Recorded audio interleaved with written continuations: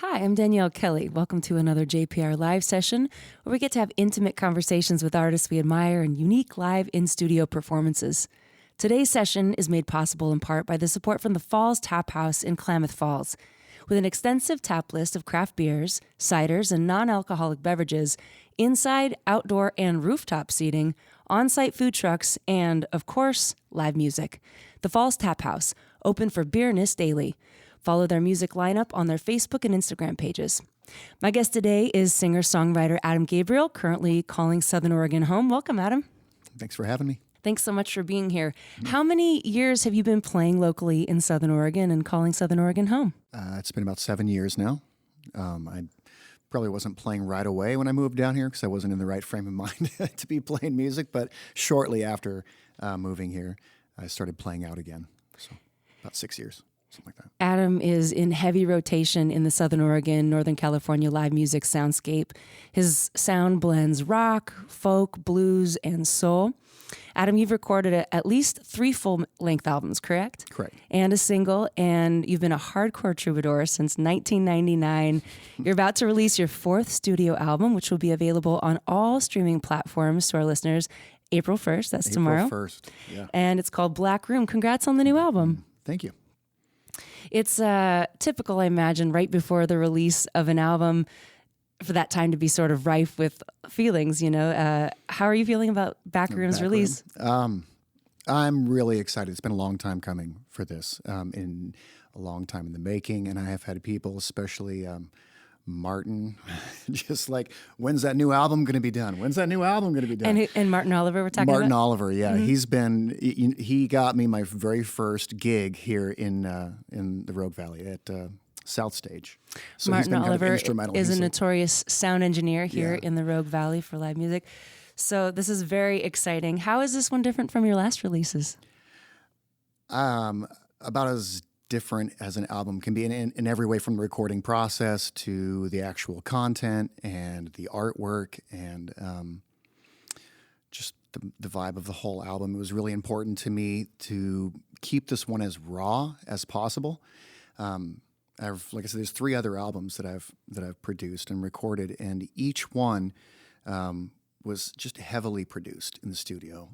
Alive, the one from 2003 or 2008, was, in my opinion, a little overproduced. We just kept going and going and going, and I was redoing it so many times, and I feel like a lot of the songs, to some degree, lost their soul in the process. You know, and maybe we got everything perfect that we wanted, but the songs didn't have a life of their own anymore, the way I felt at the beginning. So at the beginning of this album, it was really important to me to just play them raw in the studio. So the 3 of us, Jerry Burke-Perez on bass, and then Joey Natiello, or Joey Mozarella for those who his friends, we just went into Sandy Pica's studio and recorded the whole album live in one day, in one sitting, and then we took those recordings and we were able to just add a couple things here and there. I did some harmonies, a couple other guitar tracks, but for the most part, no click track or anything. What you hear on the album is just us live. Wow. Well, what would you like to share with us first? I think I'd like to play Crying Shame. It's been one that I've really fallen in love with, and it's a little different than a lot of the other songs on the album. The rest of the album has a real kind of 90s rock vibe to it, but this one, at the time, I was listening to a lot of early 70s soul, and I just was loving it so much. I wanted to have something of my own that was in the same kind of style, so I wrote this one. This one's called Crying Shame.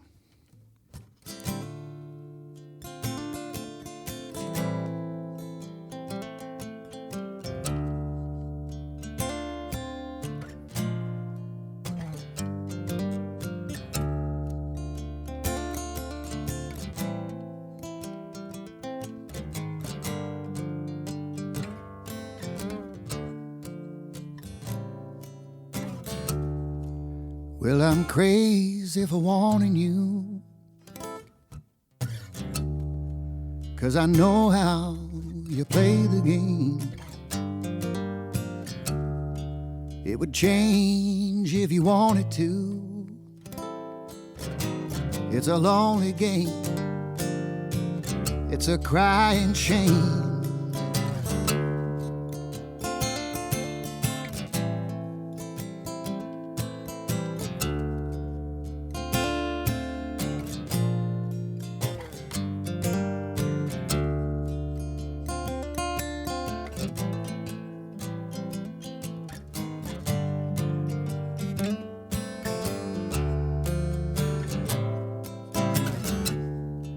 Well, you call me up 'cause you know I care,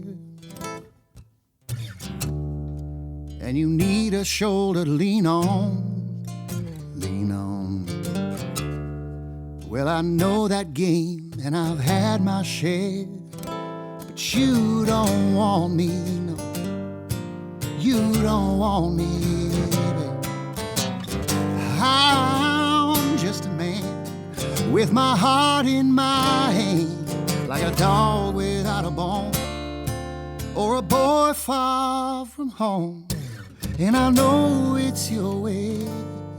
I can't ask you to stay, but it won't change my mind. Wanna make you mine.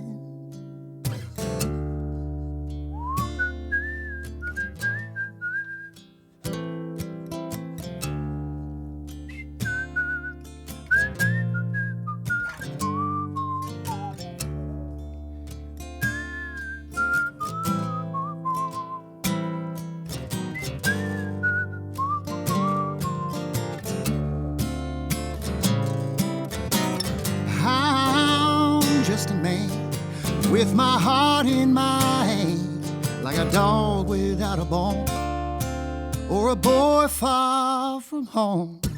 And I know it's your way. I can't ask you to stay, but it won't change my mind. No.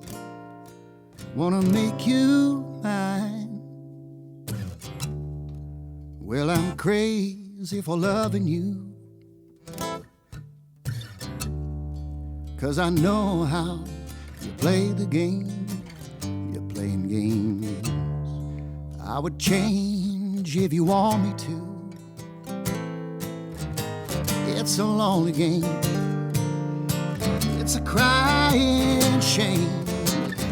I'm just a man with my heart in my hand, like a dog without a bone, or a boy far from home. And I know it's your way.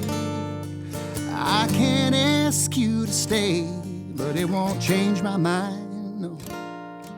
Wanna make you mine. Well, I'm crazy for loving you, 'cause I know how you play the game. You're playing games. I would change if you want me to. It's a lonely game. It's a crying shame, baby. Adam Gabriel live at Jefferson Public Radio. Adam, your, quote, Georgia-born West Coast season. Tell us about that. Can you tell us about the saga starting in Georgia and what, why, how you ended up living here in the Rogue Valley? I mean, that's a long story, but I'll try to be concise about it. I mean, I was born in Georgia, this little town called Snellville, and lived in Comer, Georgia for many years. And then my family moved around Georgia a little bit. What's Comer like? What's Comer like? It's a tiny little town. I think the population is something like 800 people. Mm-hmm. It might be less.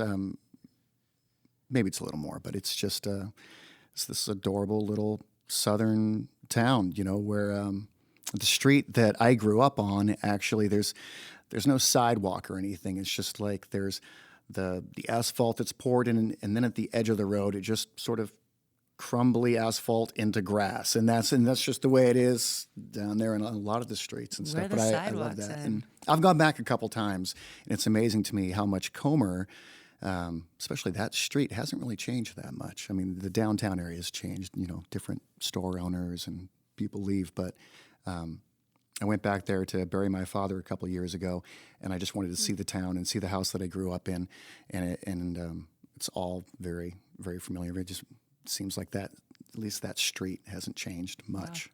So that was great. Wow. But as far as moving out here, I mean, I grew up in Georgia, and my parents were very religious. Well, religious, I guess is the word. But my father specifically was always looking for the next big thing, or like something, the real God, like real miracles, just the real power of God. And so that hunger took us from church to church to church, and they got more and more extreme. Wow. And so we moved around a bit, and then his need for that brought us up to Minnesota for a little while, and then all the way out to Cottage Grove, Oregon. And then, so we ended up getting involved in a cult in wow. Cottage Grove. And there's a lot of fun stories in there, but I'm not going to get into them all today. But at 17, I moved out and was sort of on my own. And shortly after moving out at 17, I made my way down to California and lived there for a while and met a girl, and we got married and moved back up to Oregon. And so I've pretty much been California, Oregon since I was like 17.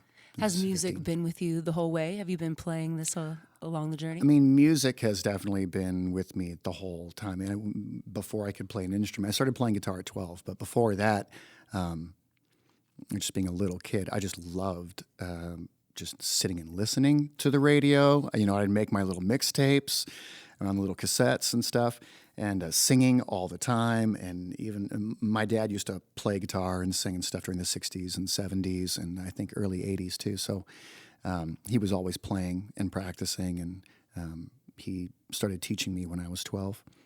But before that, even I remember strapping on his guitar and just hitting play on the radio and just mouthing it, you know, and singing, but I didn't know how to play, so I was just going for it. But, you know, I've always, and like I said, my dad played music, and my brothers and sisters, a lot of them play music, and we would sing and learn harmonies and play in church sometimes and that kind of thing. What point did it take a turn for the career? What point did music become sort of a more serious avenue for you? I don't know that there was a point. It just seems like it's been this steady progression. Mm-hmm. And a lot of things that I was doing, like let's say 10 years ago that I thought were, you know, like a profession, like, okay, I'm doing this, I'm really pursuing it. Looking back now, I can look and see what I was doing, and I wasn't really taking the steps that you have to take in order to be successful in this business. I mean, I was writing music and I was trying to get gigs out wherever I could, and that was it. Sure. Right? I didn't really understand the marketing side of it, the booking, being a manager, like all these things that I'm now having to do. Mm-hmm. And it's working, you know, I'm booking better gigs and actually making a career out of this. But before I thought it was enough to just write the songs and play the songs. Yeah. And that was it. You told me recently that you've recently made a flip to not having a quote real job and being a real musician. And I wondered if you could tell us what you were doing before and how you were trying to balance it before and well, yeah. So since I started in construction when I was 16, and I was making decent money compared to the rest of my friends who were working fast food or whatever. So I was like, I'll just do this.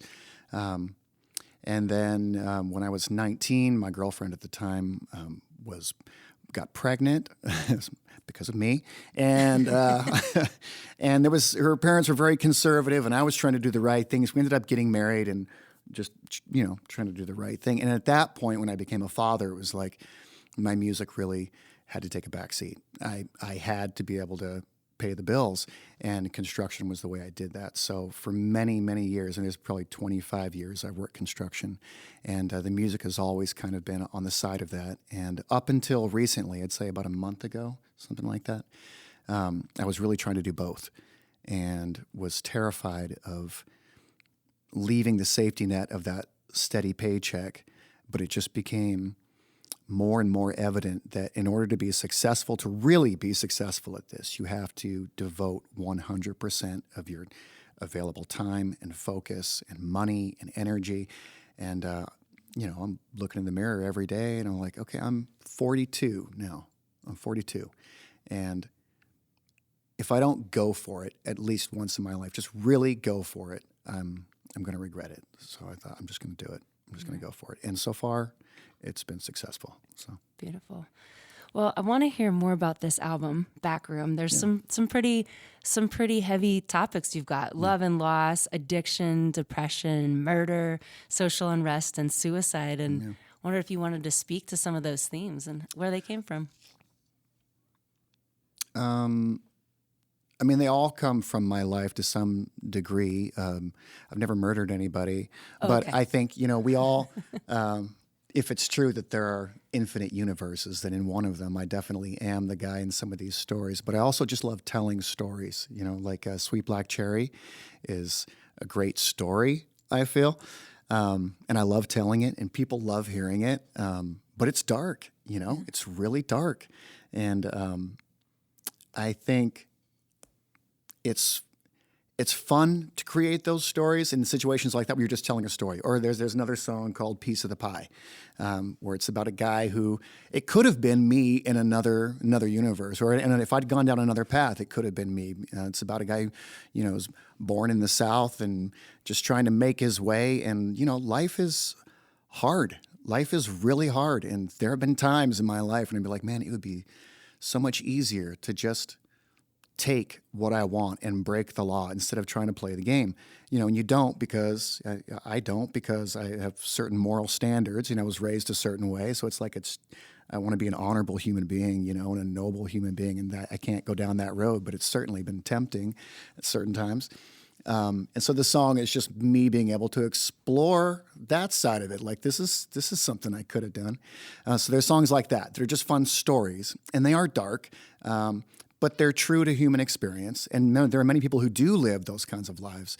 The funny thing for me about some of those songs is when I first wrote them, I was getting like winery gigs and stuff around the area. And I was a little nervous to play like Sweet Black Cherry. And there's another song on the album, Tied Up, which is kind of about BDSM stuff. And I was nervous to pull these out, but I was shocked at the positive response I got from people even at wineries. I was like, people dig it. They like the music. And I think not everybody listens to lyrics like I do too. Some people just, they hear the rhythm, they hear the melody. And if you're singing like, and you mean it, and they're like, yeah, I love this, you can move to it. So there's that. There's other songs on the album that, like Money for Time, and it's an upbeat, rockin' song. And if you're not paying attention to it, you're like, yeah, this is a fun song. This rocks. But the lyrics are literally about a period in my life when I just felt like each day I was going to work, I was dying. It was just killing me. It was fresh out of a divorce. I was drinking way too much and indulging in other things way too much. And each day just spiraling farther and farther down into this depression and contemplating whether I like, why am I even here anymore? Why am I doing this? And definitely, I do have some personal experience with suicide, and spent a period of time in the Johnson unit in Eugene, which is just kind of like the psych ward. And so that I kind of wrapped into the song as well, just because it was very real and very dark. And I just felt like I was spending pieces of myself just for $1, and even that dollar wasn't enough to pay my bills and to make the world happy, and I just felt totally hopeless. Mm-hmm. So that's what that song is about, even though it's upbeat and Sure. Has music then been a big part of your healing? Oh, absolutely. Mm-hmm. Absolutely. There have definitely been a couple points in my life that I can look to and remember knowing that was the reason I decided to stick it out. Like, it wasn't enough. Like, as horrible as that sounds, having my family, people that loved me, and people that wasn't enough for me. I felt like, what am I doing? Why am I here? What do I have to contribute? And if I don't have anything of value to contribute, then I don't want to stick this out. It's too hard. And music was something that I felt like, no, you're here for this. You've got a lot to give. I've got a lot to give and a lot to say, and so much music that I've yet to put out. And so I stuck around for that. And there's many more reasons now. You know, I don't feel like that all the time, but it's a continual battle. It comes and goes like waves. You just have to deal with it and weather it. And Well, we're sure glad you're here and here at JPR, and would love to hear another one of these songs, Adam. What do you want to play for us next? This one's called Sweet Black Cherry. Well, I'm going down to the river to wash my hands. I'm going down to the river to wash my hands. They say that muddy water will cleanse your soul. Oh, sinful man, go become whole.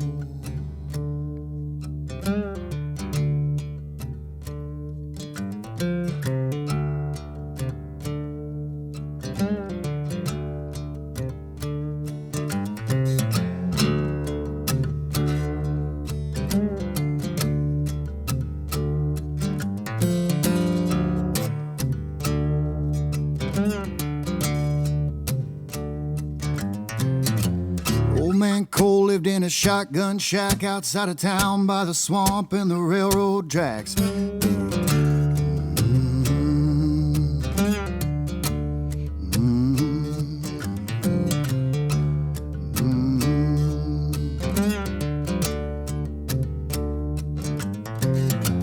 Old folks said he a mean old snake. Keep your distance, boy, for your mama's sake.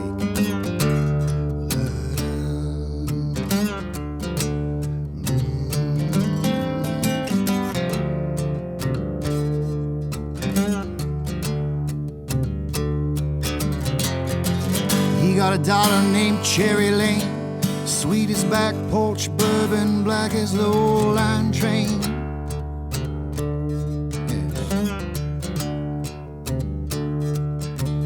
No man would lay a hand for fear of old Cole's bite. Sweet Cherry found her way to my bed one night, and I was singing, sweet black cherry lips, sweet black cherry hips, sweet black cherry love. Oh, praise the Lord above. Yeah.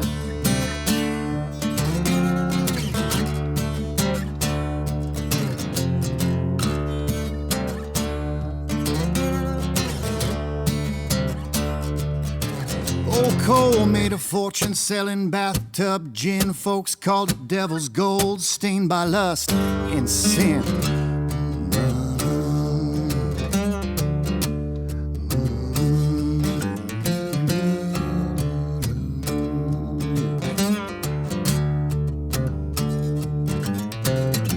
That cash in mason jars and stuffed him in the walls were black and mold, and spider webs grew up around it all.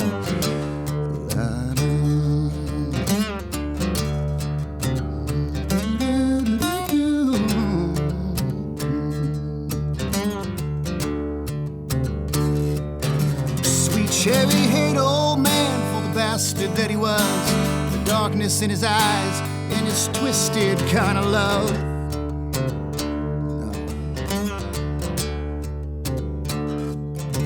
She swore someday she'd run away. God knows it wasn't right, the way he came calling in the middle of the night for those sweet black cherry lips, sweet black cherry hips, sweet black cherry love.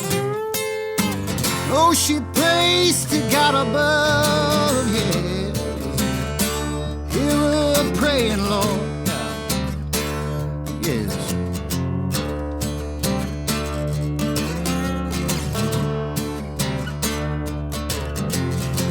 We made a plan just as dark and cold as that black pit and old Cole's soul. Yeah.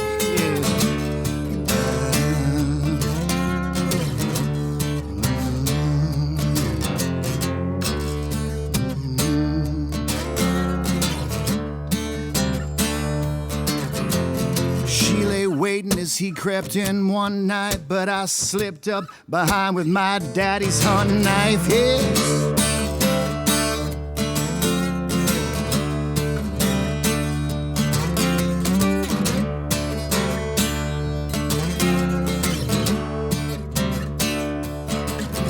tore those walls apart as he lay there bleeding, a knife in his back, just knowing she was leaving me.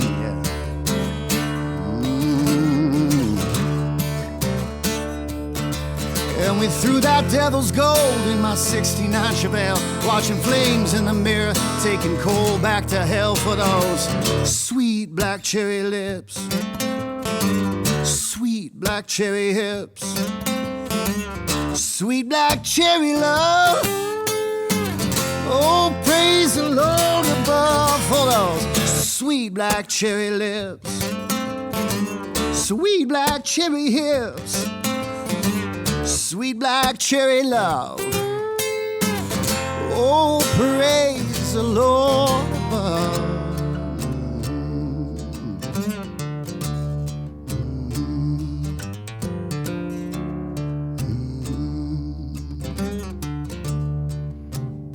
So I'm going down to the river to wash my hands. I'm going down to the river to wash my hands. They say that muddy water will cleanse your soul. Oh, sinful man, go become whole. Adam Gabriel live in the Steve Nelson Performance Studio. Well, I think that song would pair just great with Pinot Gris. Little murder. Apparently and Pinot it Gris. does. I didn't. I'm not a wine drinker, but it does. Apparently they love it. Yeah. Oh man, well, it's such a pleasure to have you, Adam Gabriel, here in the studio for a live session today. Just Adam and you and your guitar. Mm-hmm. I know that you play a lot of shows solo. Sometimes you play with a band. Mm-hmm. Will you tell us again who's on this new record, Backroom? You've got Jerry on the bass. Yeah, Jerry Burke-Perez on bass. Mm-hmm. He's amazing. I am so lucky to have found him. He's like this young 20, how old is he? 23, 24, something like that. He's a baby. He's also my bank teller. Is he? Yeah. Hi, Jerry. Works at the bank. But it's like he just walked out of 1973 or something. The look and his musical tastes and his sensibilities. So I love playing with him.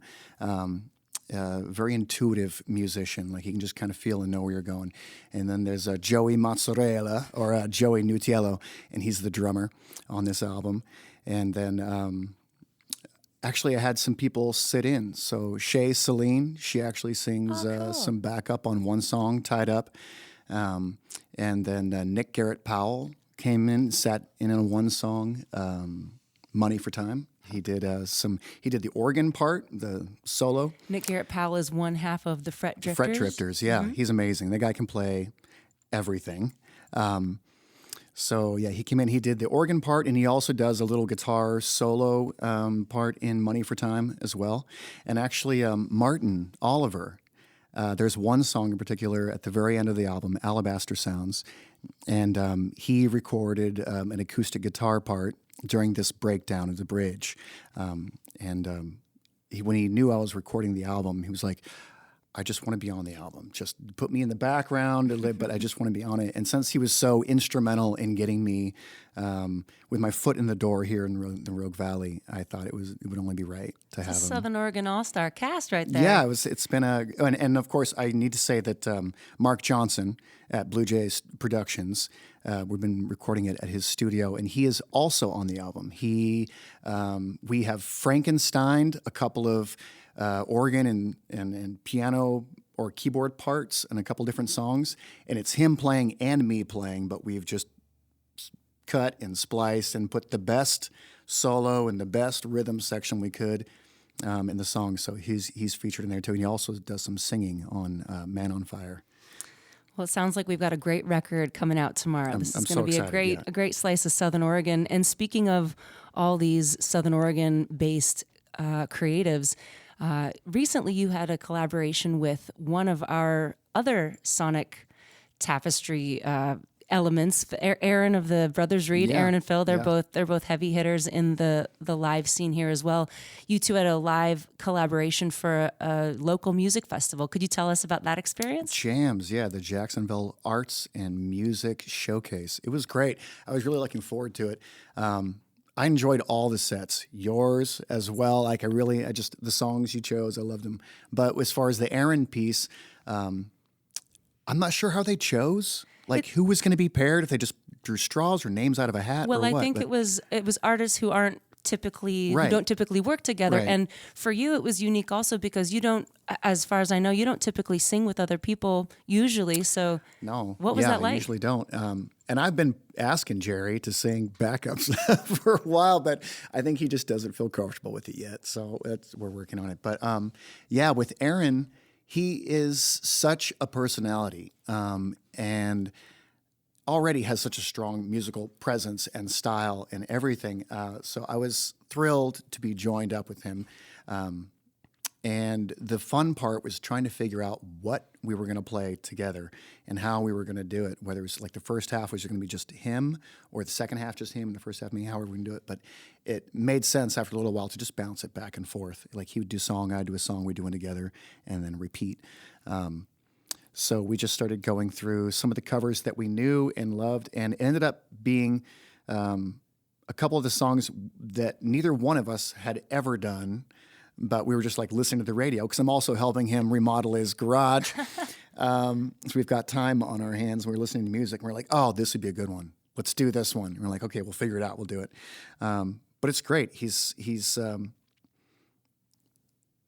catches on so quickly to things, and he's still got his own style. So it was a pleasure to be with him. More than anything, I was looking forward to just sharing the stage with him and the banter and the back and forths and just being able to be up there with his personality. Because so much of the time as a solo act or even with my band, the guys aren't really out there like on mics and talking and stuff. They're more just there for the music. And I've been hungry for that. I didn't realize how much I was going to enjoy that, just having somebody to tease and talk to and make people laugh. I think that's one of the things I love about watching the brothers Reed play together is their banter back and forth and the energy that creates. And so you said something really, really beautiful in that performance that I got to witness. You reminded the audience that when you sing together with somebody else or another person or a group of people, your heartbeats become synced. Yeah, they synchronize. That's why it feels so powerful to connect. So it's a powerful connection to be singing with people. And then you invited the audience to be singing with you, and it was really beautiful. And I was wondering, outside of that night, if you had before, or if you plan to do any more singing with other people, other collaborations like that. I would love to. Actually, I have been collaborating a little bit with Sophia Phoenix, who is a pretty new transplant to the Valley, and she's trying to create an album as well. So it's the first time I've actually sat and worked with another individual on like writing and creating their music and doing backup vocals and stuff. And obviously pursuing my own career, they don't have that much time to do it, but it's been fun, and it's been rewarding in its own ways. And so I do look forward to doing more of that for sure. Aaron and I have talked about maybe booking some shows or a little tour up and down, doing some McMiniman stuff, or just doing shows together. Right on. Well, what else for this year? What would your wildest musical dreams be for 2023? Oh, I mean, I have certain goals that I've written down for myself. And that's just, I'm looking to play as many festivals as possible. This is actually the first time in my life that I've really been putting energy and focus into booking shows outside of my bubble. So here I'm traveling to, California and Arizona and Nevada, and I'd like to book some more in Washington, but I'd like to do some traveling. That's really, and playing in front of new audiences, and I feel like I just need to be planting seeds all over, just as far as I can reach. I need to be planting seeds and trying to create new connections with people and really get my music out there. So that's my main goal right now. Well, best of luck with that. If you're just tuning in now, my guest in this JPR Live session is Adam Gabriel. He's got a new album released tomorrow, April 1st. It's not a joke. It's called Back Room. It's been so wonderful having you in with us today. I wish you the best on this tour and with this new album release. We have time for one more. Would you play us one more song? Yeah, I'd love to. This is the very last song on the album. This one's called Alabaster Sounds. And I wrote this one probably a couple years ago when I was first starting to focus on pushing my music on social media, and then just the wave of white noise that I felt like I was throwing my music into. So that's what this one's about. Kind of.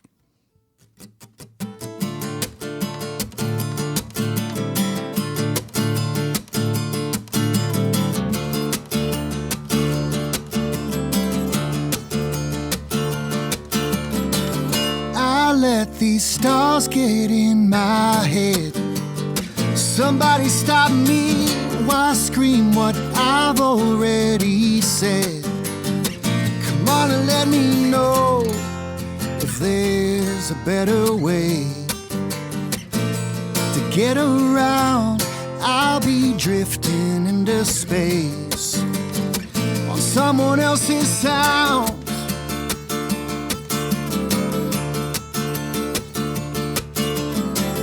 You hold a picture in your mind. It's not me, I'm lost in what you've left behind. Come on and let me know if there's a better way. Let you down, I'll be drifting into space on alabaster sounds.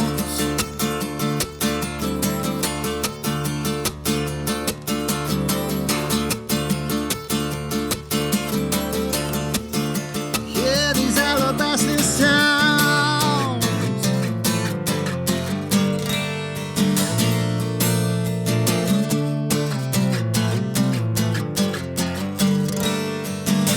Come on and let me know if there's a better way to let you down. I'll be drifting into space on alabaster sounds.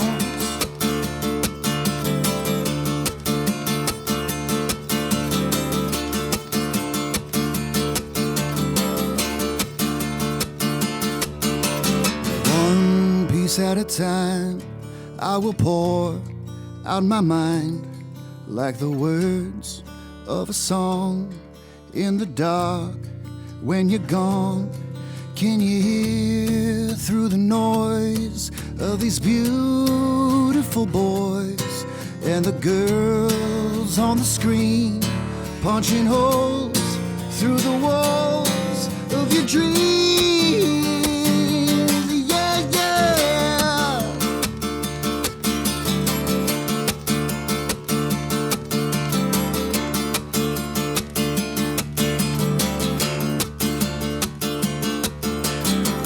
I've tasted water from the stone.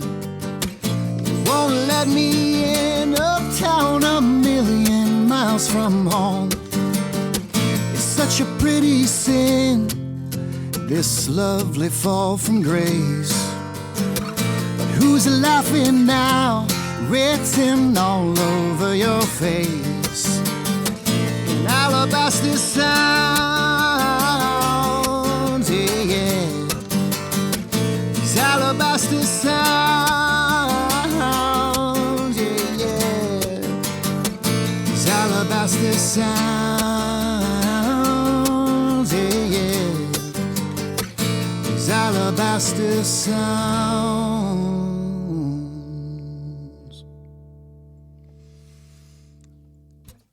Adam Gabriel, Alabaster Sounds, from his new 4th studio record, Backroom, out on all streaming platforms tomorrow.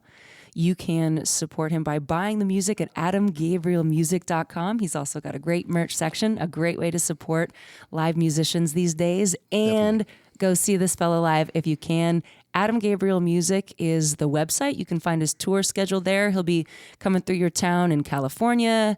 He's making his way over to Arizona soon. He's all over Southern Oregon and up to Portland as well. AdamGabrielMusic.com. You can also follow him on social media at Adam Gabriel Music. That's his handle.